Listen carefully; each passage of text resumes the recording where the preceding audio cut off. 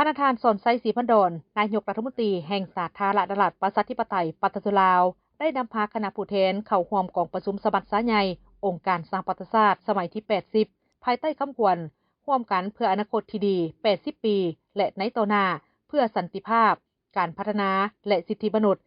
ที่ห้องการใหญ่องค์การสหประชาชาตินครนิวยอร์กสหรัฐอเมริกาในวันที่27กันยายน2025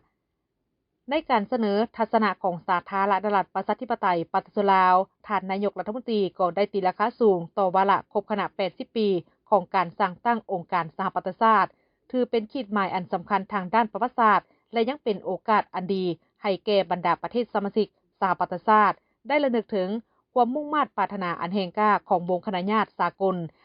ในการซอกแสวงหาเส้นทางใหม่ในการปกปักรักษาสันติภาพโลกโดยผ่านการรับรองเอากฎบัตรสหประชาชาติในปี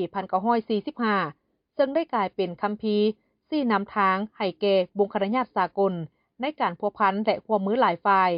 ท่านยังได้ย้ำคืนถึงความสำคัญในการยึดมั่นต่อบรรดาหลักการพื้นฐานของกฎบัตรสหประชาชาติเพื่อส่งเสริมสันติภาพเสถียรภาพการพัฒนาที่มีความมั่นคงและยืนยงทางได้เน้นถึงความจำเป็นในการแก้ไขสิ่งท้าทายของโลกโดยสันติเป็นต้นแมนข้อขัดแย้งและการปะทะกันด้วยกำลังความบ่เท่าเทียมกันและการเปลี่ยนแปลงดินฟ้าอากาศการร่วมมืออย่างแน่นแฟ้นโดยมีสหประชาชาติเป็นแกนกลางถึงแม้ว่าในระยะผ่านมาโลกของพวกเฮาได้เผชิญกับสิ่งท้าทายที่มีความเสี่ยงหลายครั้งที่อาจนำไปสู่ขอบเหวแห่งสงครามทั้งหลายล้างผลาญแต่ย้อนการเสิร์ชสู้กลไกการพัวพันร่วมมือแบบหลายฝ่ายเพื่อสร้างสภาพแวดล้อมที่เอื้ออำนวยให้แก่การพัฒนาที่ยืนยงจึงเฮ็ดให้วงคณะญาติสากลพวกเฮาสามารถผ่านพ้าอุปสรรคและสิ่งท้าทายนานาประการโดยผ่านการร่วมกันแก้ไขปัญหาด้วยสันติวิธีเฮ็ดให้มวลมนุษย์ได้ดำรงชีวิตในสันติภาพเสถียรภาพและการพัฒนาเป็นก้าวๆมาสิ่งดังกล่าวได้แสดงให้เห็นถึงผลสำเร็จอันเป็นรูปธรรมขององค์การสหประชาชาติในการปฏิบัติภารบทบาทโดยมีกฎบัตรสหประชาชาติเป็นคัมภีร์ชี้นำทางท่านนายกรัฐมนตรีสอนไซศรีพันดรได้แสดงการสนับสนุนต่อข้อริเริ่มเพื่อการปฏิรูปภายหลัง80ปีของการสร้างตั้งองค์การสหประชาชาติของท่านเลขาธิการใหญ่เพื่อหัดแน่นบทบาทขององค์การสหประชาชาติให้มีประสิทธิภาพสูงขึ้นและสามารถรับมือกับสิ่งท้าทายรวมทั้งตอบสนองความมีข้องต้องการทางด้านการพัฒนาในยุคสมัยใหม่ท่านนายกรัฐมนตรีได้เรียกร้องให้ประชาคมโลกเพิ่มทวีการช่วยเหลือแก่ประเทศที่อยู่ในสถานภาพพิเศษรวมทั้งประเทศด้อยพัฒนาประเทศกำลังพัฒนาที่บ่มีชายแดนติดกับทะเลและประเทศเกาะดอนน้อยที่กำลังพัฒนา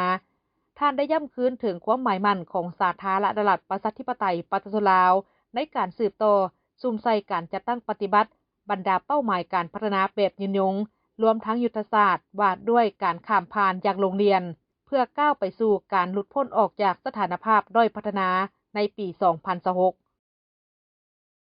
สปป.ลาวเวลาใดก็ให้ความสำคัญแก่การร่วมมือกับองค์การสหประชาชาติในฐานะเป็นประเทศสมาชิกการประกอบส่วนด้านต่างๆตลอดระยะผ่านมา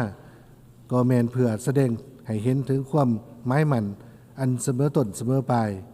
ในการยกสูงบทบาทขององค์การสหประชาชาติและกฎบัตรสหประชาชาติ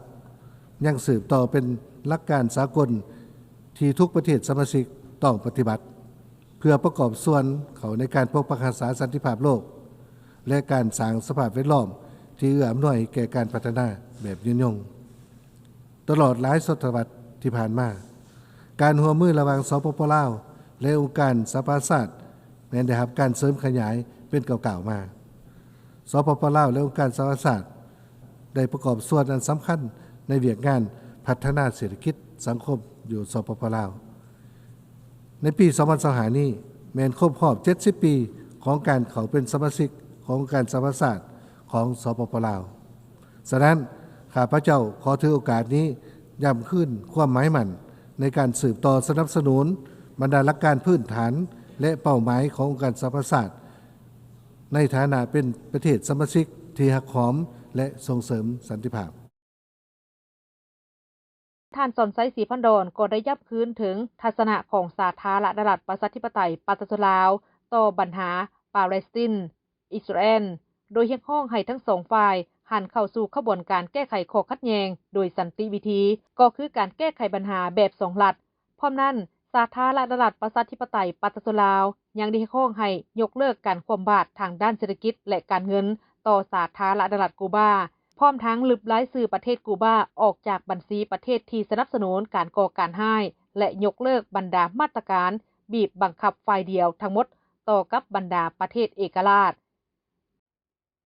ในวันเดียวกันท่านนายกรัฐมนตรีก็ได้สืบต่อนำพาคณะเข้าพบปะกับท่านอันโตนิอูกูเตเรสเลขาธิการใหญ่องค์การสหประชาชาติในโอกาสดังกล่าวนี้ทั้งสองฝ่ายก็ได้ตีราคาสูงต่อกับการร่วมมือที่ยาวนานและเป็นรูปธรรมระหว่างสาธารณรัฐประชาธิปไตยปาเลสไตน์ลาวและสหประชาชาติในขงเขตบุริมสิทธิ์เป็นต้นแมนการจัดตั้งพันธุ์ขยายวาระ 2030 เพื่อการพัฒนาแบบยืนยงโดยเฉพาะแมนเป้าหมายที่ 18 คือการแก้ไขปัญหาระเบิดที่บ่ทันแตกและอื่นๆ